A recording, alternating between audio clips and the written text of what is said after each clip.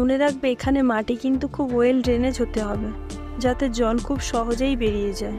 মাটি কিভাবে তৈরি করতে হয় তার একটা সেপারেট ভিডিও এই চ্যানেলে আছে, তোমরা চাইলেই গিয়ে দেখে আসতে পারো।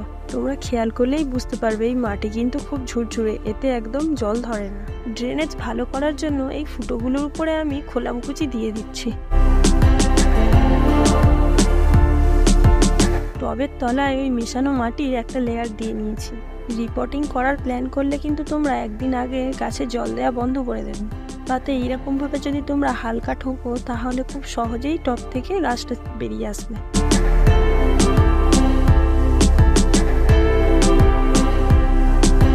তোমরা দেখতেই পাচ্ছ গাছেতে কেমন রুট বাউন্ড করেছেন। আমি কিন্তু এখানে কোনো শিকড় ছাঁটবো না, কারণ এর মাটিটা অনেক কম আছে।